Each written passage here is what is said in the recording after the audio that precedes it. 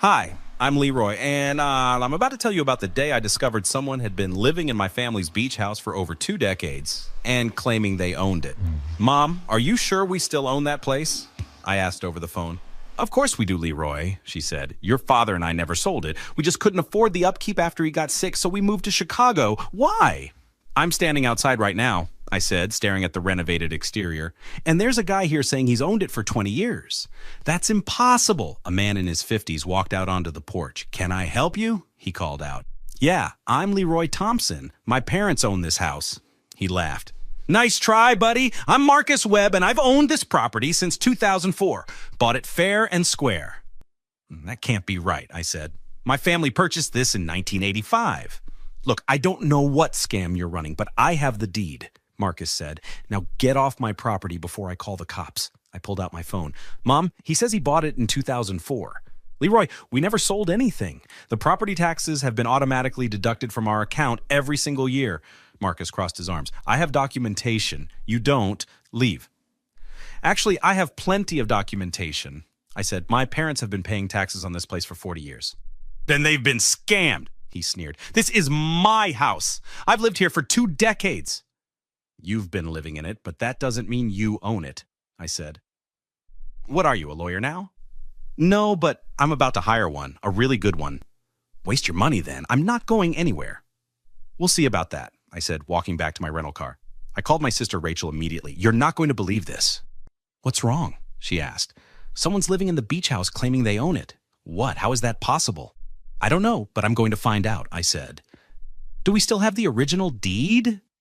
Mom keeps all that stuff in her safe. Want me to get it? Yeah, and take photos of everything. I'm calling a lawyer. Should I tell Mom what's happening? I already did. She's furious. This was Dad's dream house, Rachel. He saved for years to buy it.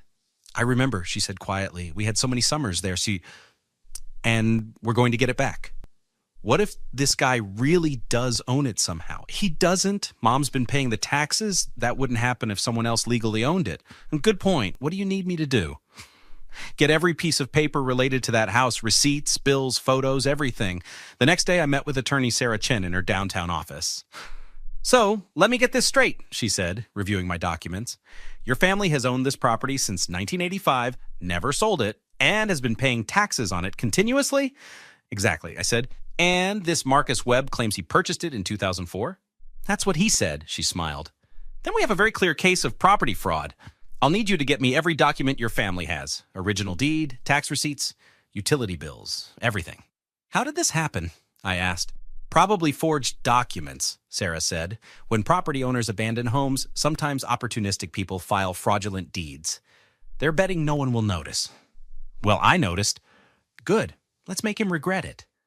What are we looking at in terms of timeline? I asked. If the evidence is as strong as you say, we could have this resolved in 6 months, maybe less. And he'll have to leave. He'll have to leave, pay back every cent he's made, and possibly face criminal charges. Criminal charges? Really? Property fraud is a felony, Leroy. If he forged documents, that's another felony. This isn't a civil dispute, it's theft. 2 weeks later, I met Sarah at a cafe with boxes of documents. This is perfect, she said, flipping through tax receipts. Your family has an unbroken chain of ownership. Meanwhile, I hired a private investigator to look into Marcus Webb. And she slid a folder across the table. He's done this before. 3 other properties in different coastal towns. Same pattern, finds abandoned beach houses, files fraudulent ownership claims. So he's a professional con artist, I said. Exactly, and here's the kicker. He's been renting your house out on vacation rental sites for years. He's made hundreds of thousands of dollars. My blood boiled. He's been profiting from our property? Yes, but that works in our favor. Every rental transaction is evidence. The investigator also found the original forged deed he filed. It's a terrible forgery. Your father's signature doesn't match any legitimate documents. How much are we talking? How much has he made? Conservative estimate. Around $340,000 over the years, maybe more. That's insane, I said. My parents struggled to pay their medical bills, and this guy was getting rich off their property. We're going to get every penny back, Leroy. I promise you that. Can we contact his other victims? Already done. I found 2 of them. They're willing to testify about his pattern of behavior. What did he do to them? Same thing. One family in Delaware, another in Oregon. Both had beach properties they left vacant for years. I called my mom with the update. We've got him, Mom. What do we do now? She asked. Sarah's filing a quiet title action and reporting him for fraud. We're also getting the police involved. Will we get the house back? Absolutely. And he's going to pay for every dime he's made from it. Your father would be so angry right now. He loved that house. I know, Mom. That's why we're fighting. Do you think we have a real chance? Mom, we have proof we own it. We've been paying taxes for 40 years. Marcus has forged paperwork. We're going to win. The next week, Sarah and I met with Detective James Morrison. Mr. Thompson, Miss Chen, thanks for coming in, he said, reviewing our evidence. This is one of the clearest fraud cases I've seen. Will you arrest him? I asked. We need to build the case first, Detective Morrison said. But yes, we're opening a criminal investigation. Property fraud, forgery, theft. He's looking at serious charges. How long will this take? A few months, but trust me, we've got him. What kind of sentence could he face? I asked. Based on the scale of the fraud and the fact that he's done this multiple times, 15 to 20 years, easily. Good. He deserves it. I've contacted the other jurisdictions where he pulled this scheme, Detective Morrison said. They're building cases too. So he's going down for all of it? If we do this right, yes. He won't see freedom for a very long time. I drove back to the beach house with Rachel. Marcus was there, lounging on what used to be my father's porch. You again? He said. Yeah, me again, I replied. Enjoy it while it lasts. What's that supposed to mean? Rachel stepped forward.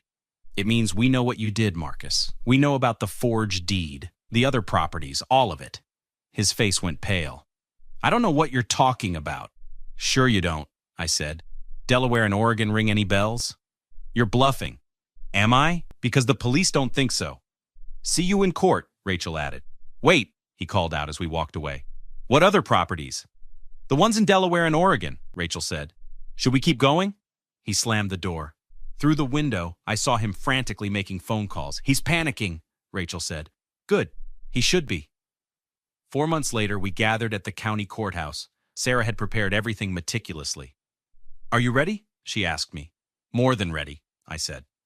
Marcus arrived with his lawyer, looking nervous. Leroy, listen, maybe we can work something out. Work something out? I said. You stole my family's property. I made improvements. The place was falling apart when I found it. With our money from the rentals you've been collecting, Rachel said. His lawyer pulled him aside. Marcus, I reviewed their evidence. This isn't looking good. What do you mean? They have an airtight case. Original deed, continuous tax payments, expert analysis showing your deed is forged. The prosecutor's even here. So what do I do? You could try to settle, offer to return the property and pay restitution, maybe avoid prison. Marcus turned to me. Look, I'll give you the house back. Just drop the criminal charges. No deal, I said. Come on, be reasonable. I'll pay you back. You had 26 years to be reasonable, I said. You chose to be a thief instead.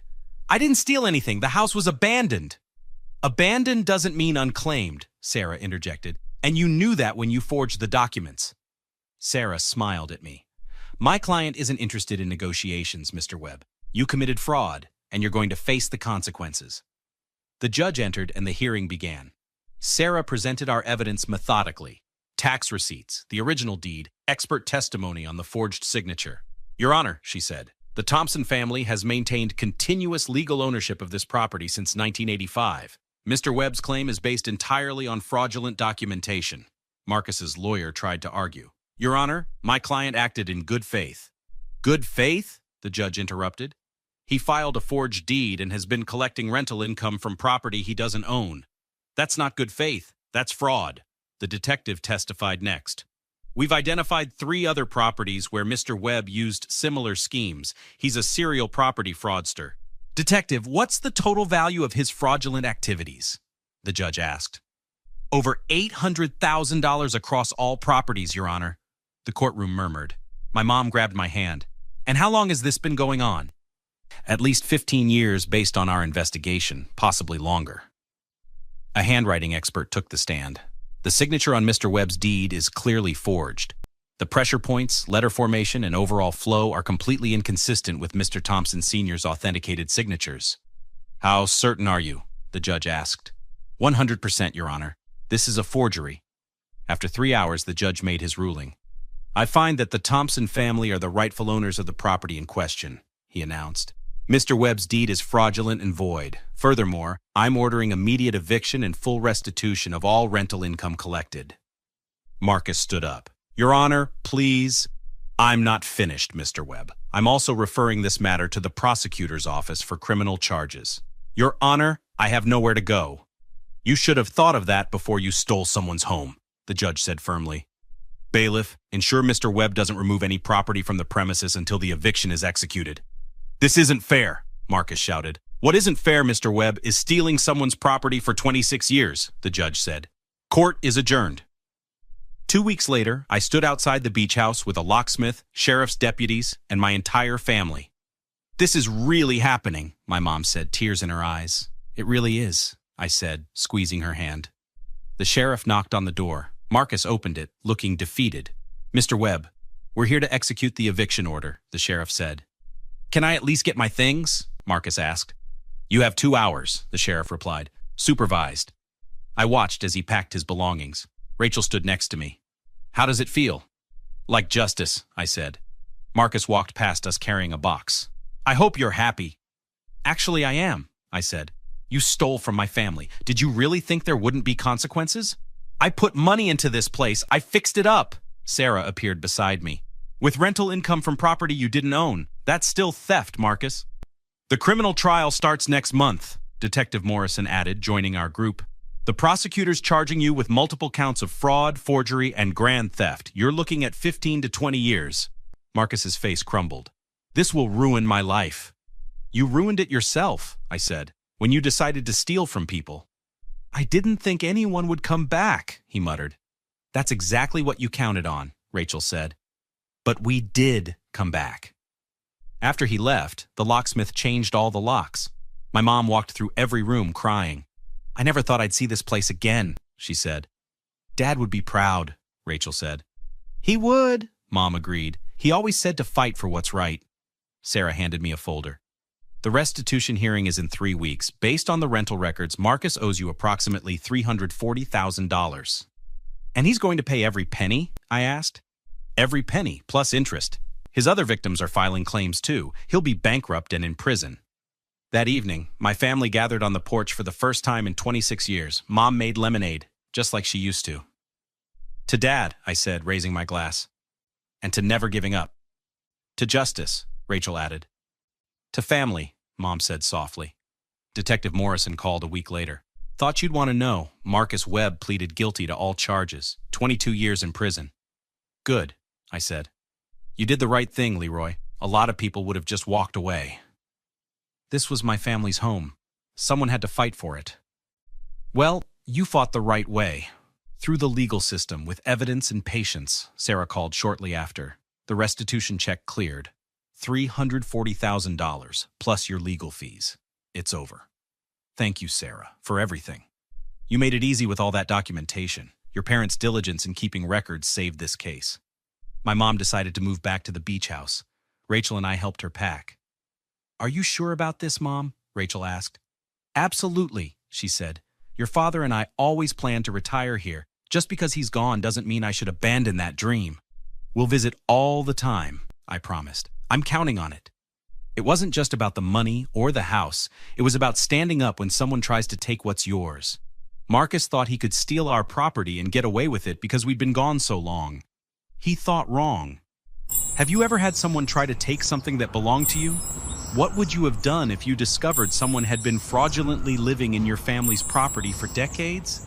Like and subscribe for more stories about people who refused to be victims and fought back the right way.